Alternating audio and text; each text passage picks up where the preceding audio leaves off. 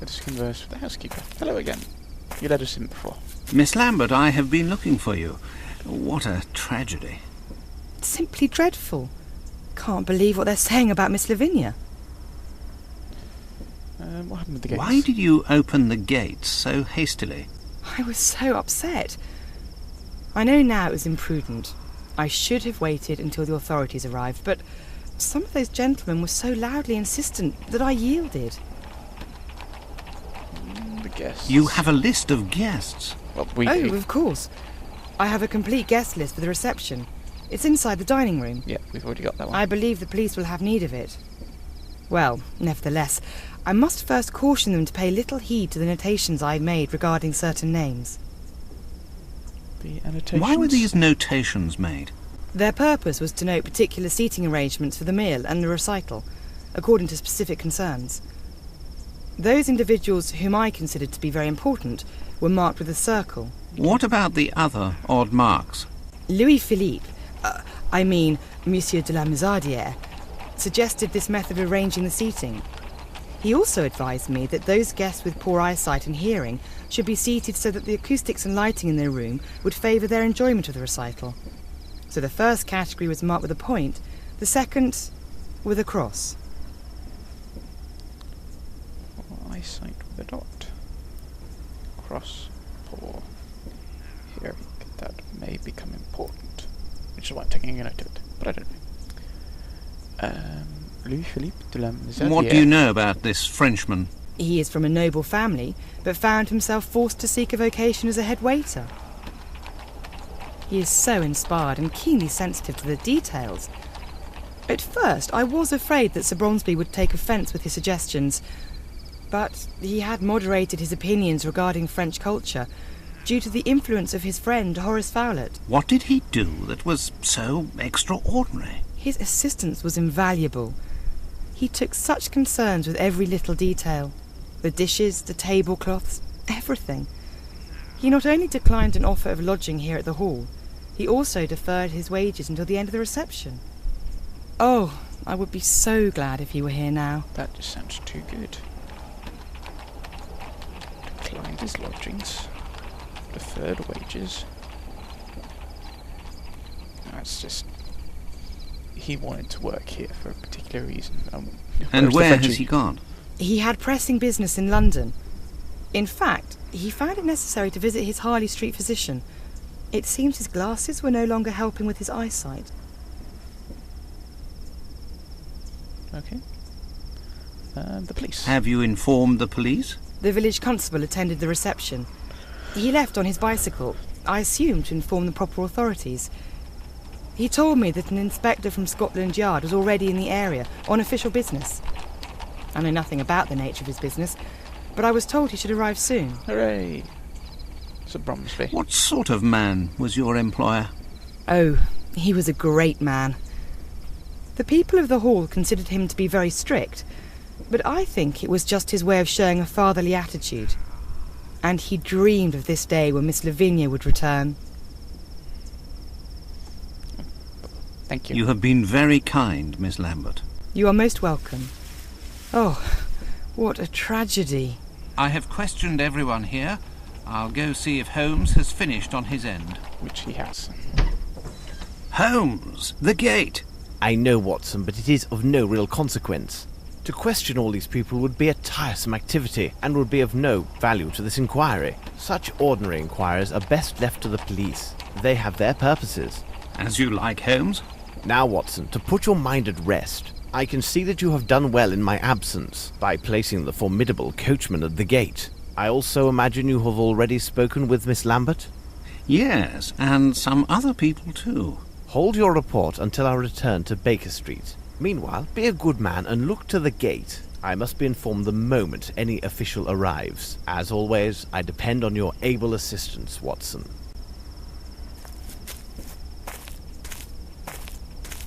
Yay.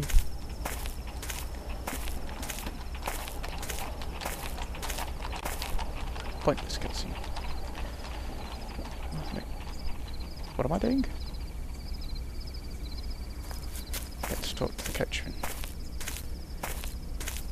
No, can't talk to the coachman. Okay, there's something here. I need something. Looks like a bullet or something, maybe. I need some. Right, and then we measure this. It is a size 7. Another size 7, eh?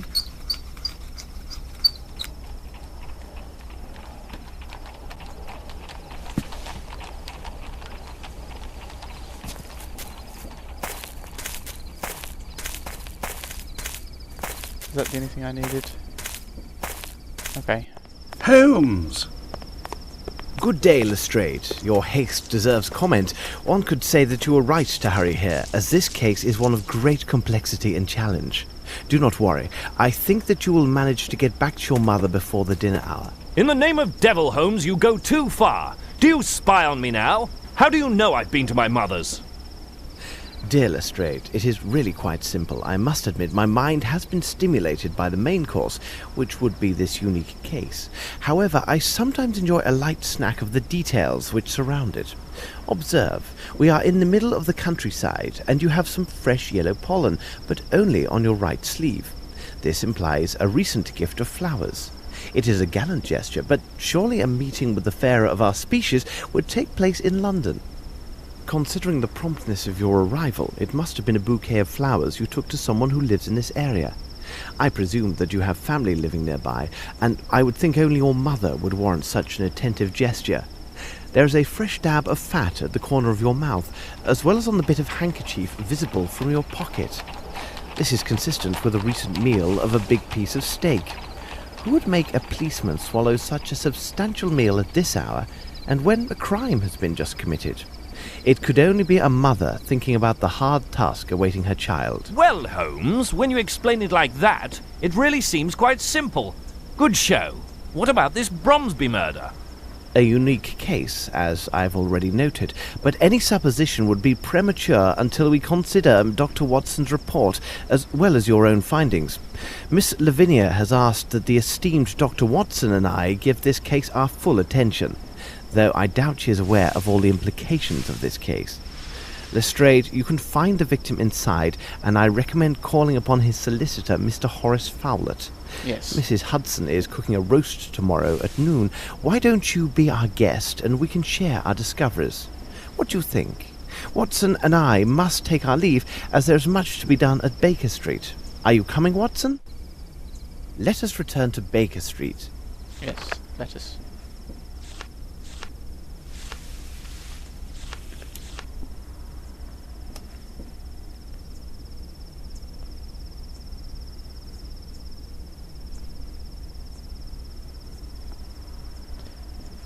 So yeah, let's go to Baker Street.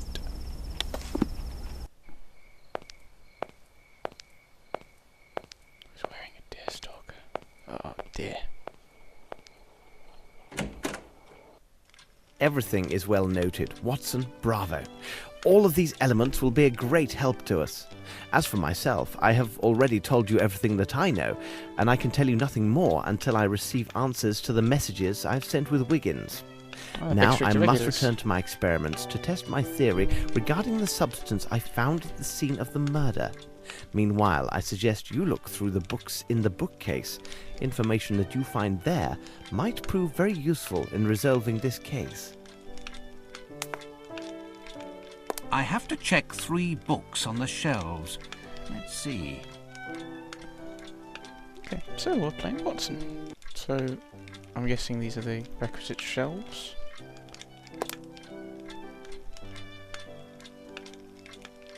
Oh, this is just insane. What did I just pick up? A study of tobacco. After authorise the sorts of tobacco by Michael Mayhap Palin, explorer. After authorization, this local herb is mixed with tobacco leaves in the manufacture of cigarettes, primarily by the Shiropaki company, which is cheer. It is unlikely that this particular blend of tobacco would be found any place other than Brazil, or even outside the Amazonian basin, primarily because the calming effect of this tobacco mixture is a significant cause of industrial and agricultural decline in the production of this tobacco. It is common to encounter a Brazilian peasant who indefinitely watches a bird steal the tobacco seeds that he's just planted in the ground. Invariably, you also observe a small pile of the flaky ash. Aha. Characteristic of this tobacco near his feet. These Chirapaki cigarettes come from Brazil, and they seem to contain narcotic substances. What might they be? And then we pick ballistic science. Popularization of ballistic science by Holmes. I wonder. Thus, it is easy to derive information about the author of a revolver shot if we know that they had aimed with great care. The situation is ideal if the shooter was in an enclosed space. Under pressure, a portion of the powder normally adheres to the walls at the level of the shooter's eyes. It is enough to add approximately 15 centimeters to the height of the powder marks to arrive at an approximation of the shooter's stature, accurate to within 1 or 2 centimeters, which gives us 1.8 meters. Here is information which could be really helpful in our investigation. So I put a note of that, 1.8 meters on my notepad. In my notepad. Yeah, I'm... okay. That's all I want. Book about footprints. Categories of footprints by Holmes. We can deduce the height and mass of any individual through a simple examination of their footprints left upon the ground. This is possible even should their stride be unremarkable. The stride is often shortened when an individual is moving with great caution to avoid detection, either prior to or immediately after they have committed a crime. This hypothesis, so it should be hypothesis, corresponds to almost every case. There are some exceptions. False conclusions are possible when the person who left the footprints comes from a region of the world where the morphology in regards to the feet is unusual. So that does include that sign of 4. Consider the Chinese tradition imposed upon females born of noble families. They are compelled by such tradition to have their feet bound and squeezed from a tender age to the day of their wedding. Okay, there we go. 3 books. I need to analyse the evidence found at Sherringford Hall. A piece of white cloth, a small box, various powders, and finally the hair. Let's get to work. Okay. I need to analyse the evidence found at Sherringford Hall. A piece of white cloth, a small box, various powders, and finally the hair. Let's get to work. Okay, To analyse the nature of these stains, I must first soak the cloth in a solution of soap and water.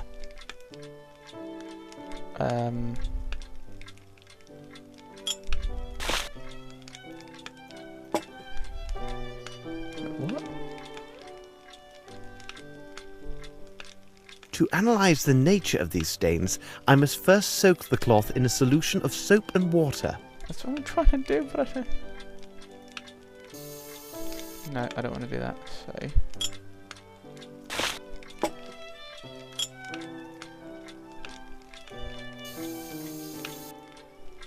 To analyse the nature of these Shut stains, up. I must first soak the cloth in a solution of soap and water. No, it won't let me put it in the water.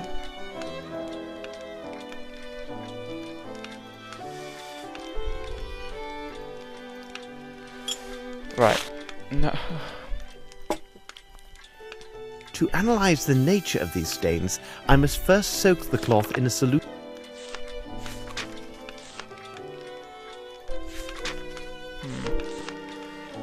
Right.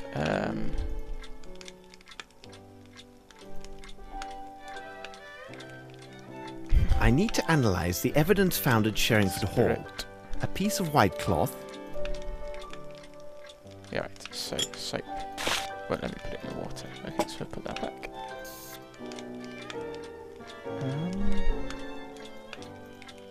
To analyse the nature of these stains, I must first soak the cloth in a solution of soap and water. Soap. So, no. To analyse the nature of No. these stains, I must first soak the cloth in a solution of soap and water. You've said numerous times. I get it. It's just...